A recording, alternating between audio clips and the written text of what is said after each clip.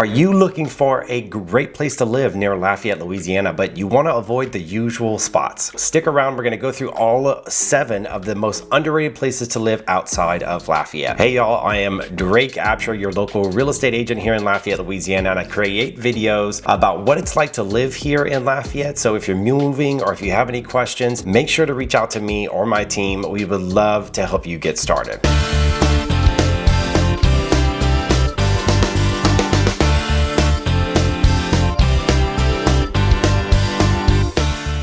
So we're going to start from the bottom and work our way up. But number 7, let's start with Broussard. Broussard is located just southeast of Lafayette. It really is a place that is known for a mix of affordable single family homes. It has some newer developments that have really been coming into play. As far as the demographics go with that area, well, it's very popular with families, also with young professionals. So because of that, there are all of these businesses being there. You have people that might be moving from other areas, other states, and they want to be close to work. Is it only younger and only families in those areas? No, obviously there are people who are born and raised residents. There are some older style homes. There are some homes that look like they were built in the early 1900s that have that very Louisiana feel with the wraparound porches. But what are some of the attractions that you would really find there? Well, of course, there's Louisiana. That's the zoo of Lafayette, Louisiana. And they do have some pretty cool animals there. There are quite a few local eateries that are also really unique to Broussard. So I really love Market Eats is one that had started south of Lafayette. They opened up another branch. They have really great cocktails. Big fan of their burgers. You have different shopping centers that are available to you as well. It's not anything like the major department stores or anything of that nature, but you definitely have all of the general things that you need. You have Home Depot, you have Walmart, all of those types of stores, the things that you would actually need for everyday living. So you wouldn't have to venture too far out, but if you are looking for more high-end or more ticket stores for clothing, things of that nature, of course, Lafayette is just a very short drive, maybe 15 minutes maximum to take you to get back into Lafayette. Unique features that you might want to know also about Broussard is the fact that it has a very family-friendly atmosphere, and of course, it's very convenient for a lot of the amenities it has. Broussard is not super wide or very spread out, so it's very easy to get from the central areas and venture out. That's the one nice thing, is you don't have to deal with a ton of traffic or a ton of really long commutes with that area. Everything's pretty confined, pretty easy to get to. Number 6, next up would be Youngsville. South of Lafayette, it is one that I would say is probably growing the fastest out of all of the ones that I'm mentioning today, and it's probably one you've even heard of. It is growing in popularity. It has a lot of newer homes and a lot of subdivisions. Really, you could say it's ideal for a lot of families. A lot of families really love that area because of the sports complex and the outdoor activities that they have available. There's a lot of restaurants. There is some shopping, boutique stores, things of that nature. The home prices that you can find in that area really can range. They have homes all the way up to the millions if you're looking for newer construction or homes that sit on a lot of land, versus they have homes that go all the way down into the $200,000 or $250,000 range. I would say your average home, if you're looking for new construction, anywhere from a 3-bedroom, 2-bath, you can expect to pay $275,000, maybe up to about $350,000. That's their average home, I think, that you would find in Youngsville. The demographics that you can expect, well, of course, families, professionals, also looking for a suburban feel. A lot of people like the idea of Lafayette, but maybe they don't want to live directly in Lafayette and they have that city feel. They like newer construction feel, and that's what you get really when you move into Youngsville. Sports complex is there. There's lots of events and games. They're adding on to it, so it's ever expanding. There's parks, and of course, really great local restaurants. Big fan of Zorba's. If you like Greek food, it's very easy to get on the go. There's Village Cafe if you're looking for a great po' boy. Lots of options really, and places that you can go to get something great and still get a good Louisiana taste. And some unique features about Youngsville. Well, it's one of the fastest growing cities in the region, and it also has some very highly rated schools according to websites online such as niche.com. You want to take that into consideration, and that really goes to speak about the fact of why families love it so much. So don't skip on Youngsville. Number 5 would be Carencro. Carencro's north of Lafayette. It has affordable housing and a mix of older homes. There is some new builds that are starting to come up, but the housing prices really can range from here, because I've found homes that can be in great prices to about maybe $275,000, maybe $300,000 being on the high side for Carencro. Carencro is really up and coming is what I would say. There is a very diverse community. It's attracting a lot of variety of different types of residents. I think a lot of people really like it because of the fact that the interstate does kind of plow right through it, through the north side, so it's very easy for you to get access to freeways so you can get out of town very easily. You don't have to cross Lafayette or go long distances. Everything's kind of right there up against two interstates. You can either go east and west very easily or north and south because both interstates kind of intersect right through it. Now, as far as the attractions, well, there's Pelican Park. There's lots of local festivals that happen in the area, and of course there's a few cultural sites that would be really worth a visit. There's different restaurants that have also been staples that really kind of border the Karen Crow area. So there's all things that you would want to check out, and it has all the local amenities. Target is not far. It's on that north side of Lafayette, which is just a hop, skip, jump away from Karen Crow itself, but it may be a great option for you if you're looking for that vibrant community or if you just want something that has a rich cultural heritage. And number 4 would be Scott. That's west of Lafayette now. So Scott really has a mix of historic homes, but also some modern developments that are starting to come up as well. I've actually seen some great buys in Scott. You can find some homes for as low as $125,000, maybe $150,000 if you're looking on the smaller, older side, or some modular homes that are in the area and in the country areas of it. But there are new developments coming up like West Village. And with West Village, you can see homes all the way up into the $500,000 range. So you really have kind of a plethora of what you may be looking for in the Scott area, but it's definitely, I would say, one of those places that's starting to sneak up on the area because it's really not hard to get back into Lafayette. It's right off the interstate, and so there really are starting to really develop and bring up a lot of the west side of Lafayette right now. They've done so much development, I think, on the east and on the south side that they've decided, well, now's the time to start expanding and upping our game on this west side. We're seeing families, we're seeing retirees looking for quiet community and looking for maybe a bit more space that tend to love those areas. There's lots of local shops, there's restaurants and different experiences that you can go through there, and it really is not far from even some local breweries that are not very far. Like Bayou Rum is maybe about 30 minutes drive out of Scott, and very easy to access the interstate to get to it. There's really a strong sense of community. You can definitely expect a slower pace with Scott area, so Scott may actually be a good fit for you. But before we dive into the top 3, if you are interested in these areas or you want more information and you think they're a good fit for you, don't hesitate to call me. You can text me, my info on the screen. I'm here to help you find that perfect place for you to call home in the Lafayette area, so please lean on us. Number 3 would be Dusson, west of Lafayette. That's near Scott. Really, the homes can be very affordable. It almost feels like Scott and Dusson can really kind of coincide with each other because Dusson doesn't really have big town center or anything of that nature. It feels more like an area that's, you know, on the west side, south of Scott. So really, you can find a lot of first-time homebuyer options in Dusson area. It's very popular among those communities. But what's beautiful is the price ranges are really great on some new construction there. I have found new construction homes for some people in around the $225 mark, even all the way up to maybe $250 or $260. You can get a brand new property, 3-bedroom, 4-bedroom in a nice subdivision. So there are definitely really great affordable options that people might be looking for. The demographics you can expect, of course, is young families or individuals who are trying to seek a quieter lifestyle. And of course, there's always local events that are always happening that you can get involved in. It's really great also too because it's got such a proximity that's closer to the larger city amenities. It's really easy from Scott to get right back into Lafayette. It's not this big fiasco that it can be sometimes with a place like Youngsville. So I would really say definitely don't sleep on Dusson because there are, I think, a lot of great things to come from that area as we continue to expand Lafayette. Number 2 would be Milton, south of Lafayette, near Youngsville. So it really has a variety of homes, including upscale options. So really, Milton has become very desirable. The demographics you can expect is professionals, and there's also lots of young families. There are some public schools that are very popular there. So a lot of people do put a lot of high value on Milton School District because it is a public school that is highly rated according to online website. The beautiful thing about it is rural landscapes, convenient access to the city. You're just south of the city, and the south side is really where a lot of the action is happening. It's closer to things like Costco and also Whole Foods, a lot of the new restaurants, Topgolf, lots of attractions. So if that's your goal, then you know all the cities that are on the south side are really going to be a lot easier for you to access. Overall, the balance is rural charm. That's what you're going to find really unique about Milton School area. It's suburban convenience at its finest. The river kind of plows right through that area there, flows through the Vermilion River. It's unique. If you drive there and get a feel for it, you'll know pretty much if it's a place that you want to be very quickly.